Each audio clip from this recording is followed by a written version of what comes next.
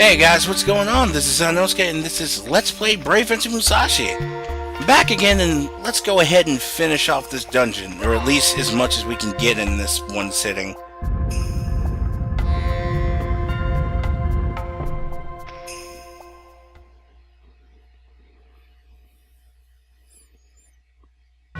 Now this dungeon here is actually all about the platforming and having platforms to jump on over pits of complete blackness. You have to be careful here because it actually is pretty easy to fall off. Now I'm going to take the opportunity here to actually absorb one of these Vambies here and show you its power. The power we get from it is called BO, Body Odor. It makes us stink! That's really all it does, it makes us stink. Now, in this part of the dungeon, it's not particularly useful, but we'll have some use for it later. I'm going to go ahead and demonstrate the shish kebab here on both these Vambies. Toss them up, stab them through the midsection, and throw them off. It works really well in groups, but you have to remember that entire thing took up that much time, so you have to have the enemies at a little bit at a distance. And as with a lot of temporary use powers, it eventually goes away. Be careful around Vambies and not to get too close because they can grab and bite you. The blue ones actually don't do anything to us besides just hurt us, but the green ones, as we'll meet later on in this dungeon, not this one, but in a later room in this dungeon, they can actually poison us, so we have to be careful. Also, the Vambies are biting us, and we're not getting infected by any sort of, Vambiness. Now, this room has bats. Bats are annoying, because due to this camera angle, we can't really tell how far away they are.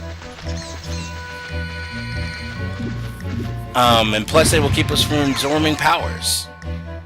But the power we actually want to get is Body Odor, because Body Odor will actually repel bats and keep them from attacking us. It's nice.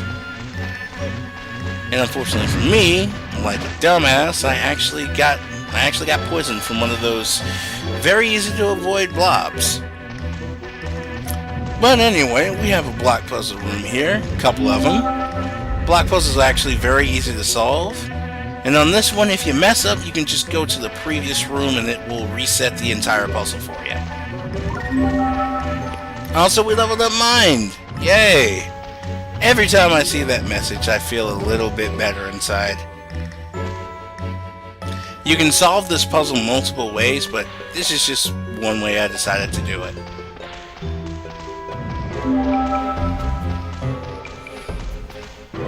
I did kind of mess up this one here. I meant to actually push it up instead of to the right, so I have to reset it.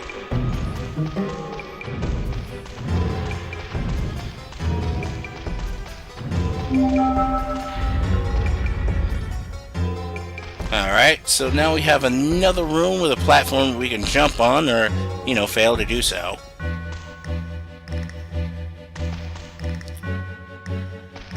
Yeah, if you hadn't noticed, there's a pretty big eye motif within all these dungeon rooms down here.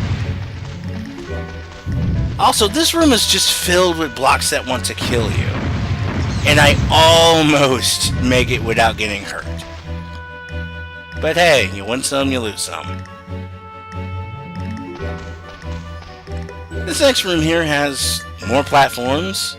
Except this platform, you have to wait to go all the way to the bottom before you jump on it, and you have to wait till it reaches near its apex in order to get to the next platform, or else you will just fall into the pit when you try this jump.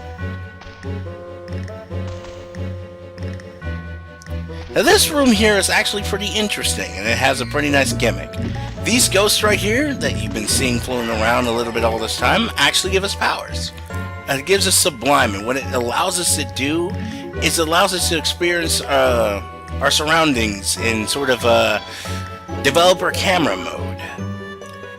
This is useful right here because when we cross those torches, they actually go out. meaning that the entire thing is actually blanketed in darkness. And unfortunately for us, it's one of those temporary use powers that can actually go away if you're hit. So pick a nice corner whenever you absorb this power and you should be okay. Now this pattern here is actually just a simple snake S-like pattern. Okay, exploring around to make sure I don't have any hidden goodies around. Now here's a rule that you need to remember that I completely forget. Every single time you go into one of these rooms, the first step is always to jump. There's no mystery there, no need to actually doubt to see if they actually do it again. Always jump at the first time. That's it.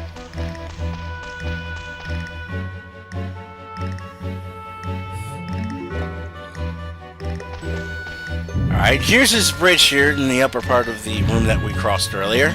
I can't remember whether or not you can actually fall off that platform, but I wasn't going to test it out either. Alright, we learned our lesson the first time, and we actually tried to find a nice corner that is that, so this ghost doesn't bug us while we're trying to have our observatory time. This winner changes up the path a little bit, and it also includes a bencho field. We'll be going for that bencho field because why ignore it? I mean, it's right there.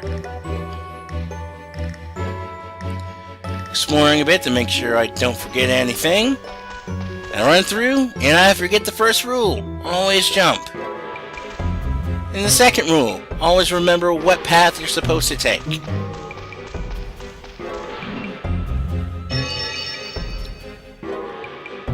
And here is Carpenter QB.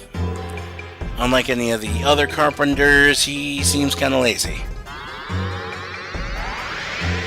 That's okay, because, hey, that's another 5 points of the BP for us. And for those of you wondering and have actually done the math, there are 35 people to rescue. 35 times 5 is, if I remember correctly... Wow, I totally blanked on the math. I can actually do that real quick. It's 175. We started with 150 points, so how do we get the rest of them? You'll figure out soon enough. But anyway, here's another room, and here's another thing about Sublime that I actually forgot to tell you. When you're in Sublime and out-of-body experience mode, you have absolutely no gravity constraints, so you can go around and actually look around everywhere. Like I said, like a developer cam view. Now I go around here making sure there aren't any treasure chests and I'm going to miss by going the wrong way. And thus I determined that there aren't, so we're just going to go ahead and head straight down to the bottom floor. Simple as that.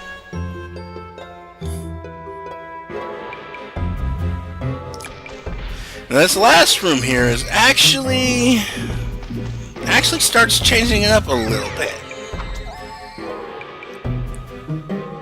And you already know what Sublime does, so it starts actually changing it up a bit. We have dead end paths now. So there's the right path. Oh, and there's a treasure chest. And there's a lower path down there that we can go to. Unfortunately for us, we will never see that hidden path thing again. Kinda stinks. At least not that I remember right now. But there's the exit right there. Let's go ahead and go and finish this room up. And actually remember the first rule this time, except that I slide off the edge. Did I break the second rule? Always remember which path you're taking.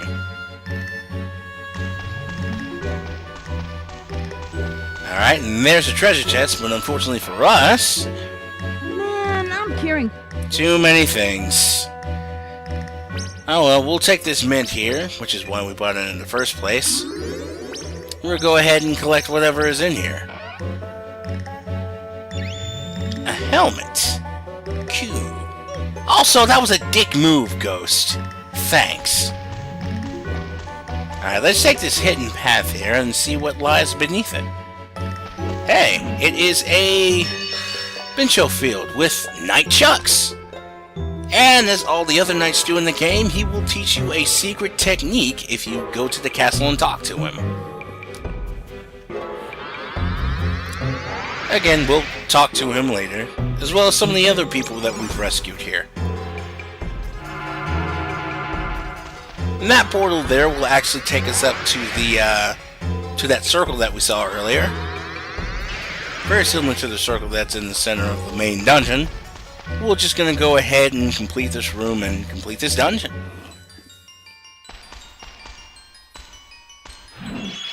Break the eye. Then we're going to go ahead and go back to the dungeon and see what Manic has to say now about the door.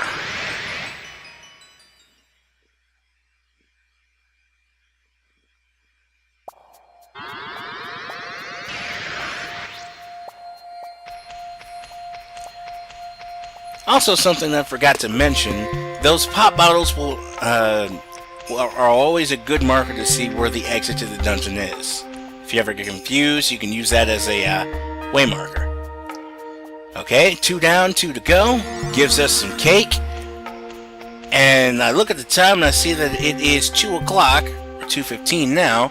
So I'll go ahead and make the decision to go back up to the surface and get some of this stuff out of my inventory because it's just cluttering it up, and I know there's more things to pick up, so, yeah.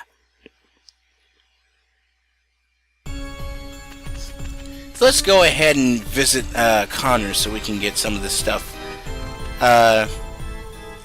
appraised and sold. Yeah, what do you want?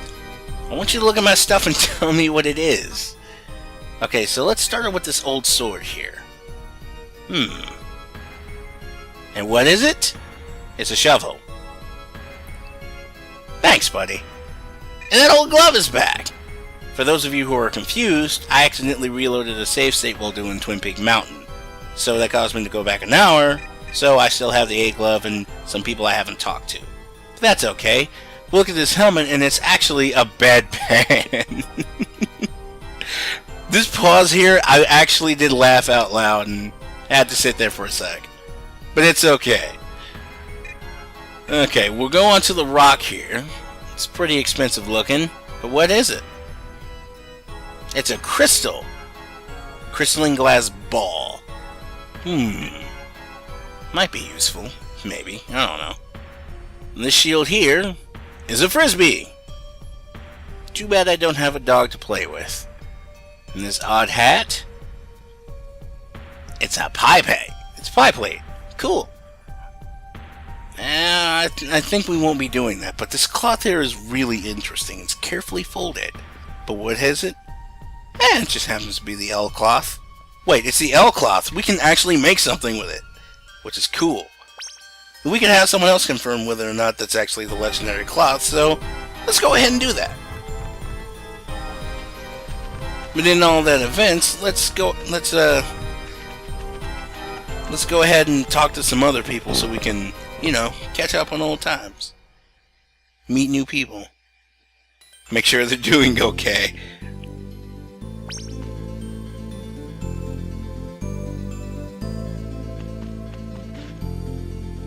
Sir Musashi. We want to visit everybody. Come on, man. Alright, so the first person we are going to visit here is actually going to be the knitter.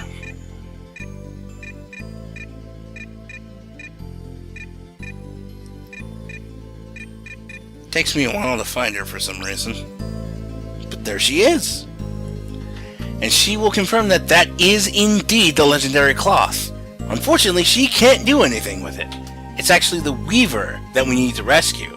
And unfortunately for us, she is in Twin Peak Mountain. We can't get to her yet, but we will be able to get to her soon.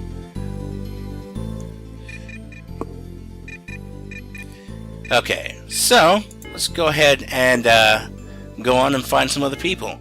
And because we've gone to the restaurant, we can actually have the seer actually tell us where they are. And lazy guy is lazy. Alright, let's talk to the mercenary and see what he has to say about stuff. Thanks us for saving him. And it reveals something that we haven't even encountered yet.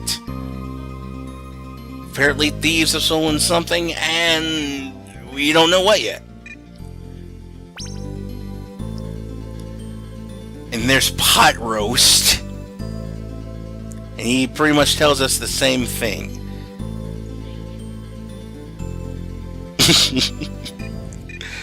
Oh man. Here's the knight. And this knight here will teach us a new technique.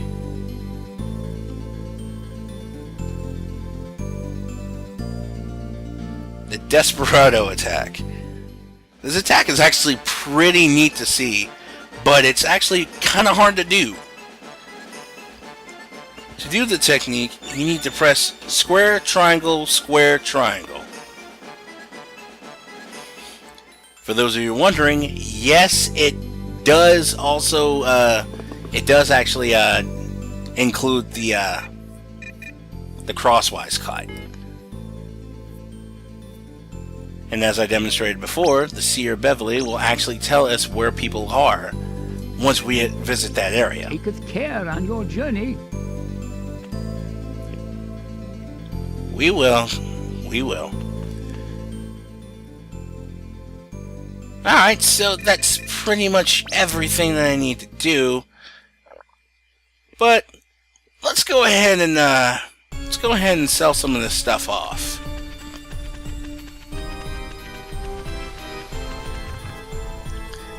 Because I just thought about why I didn't just do this before. And I kind of drew a blank. Let's go ahead and sell all this stuff. I don't know why he bought the bedpan, but we'll roll with it. I'm keeping the crystal for something, and I can't remember exactly why I did. I'll get back to you on that later. But anyway, that'll do it for this episode. Tune in next time when we actually go back into the dungeon and finish off that dungeon for good, hopefully. See you then.